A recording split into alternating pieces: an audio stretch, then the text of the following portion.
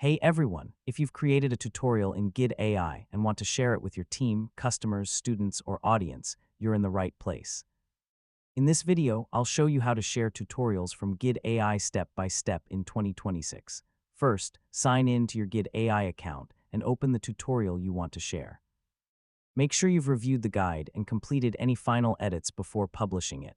Next, look for the Share button, which is usually located near the top of the guide editor or dashboard.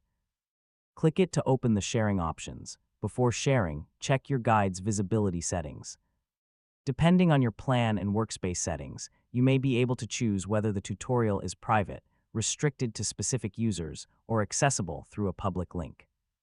If your tutorial contains sensitive information, review permissions carefully to ensure only the intended audience can access the content. Finally, once everything is ready, send the link or publish the embedded guide so your audience can start learning from your tutorial. And that's how to share tutorials from Guidde AI in 2026. Whether you're sharing with a small team or a large audience, Guidde makes it easy to distribute your guides and training content. Thanks for watching, and I'll see you in the next tutorial.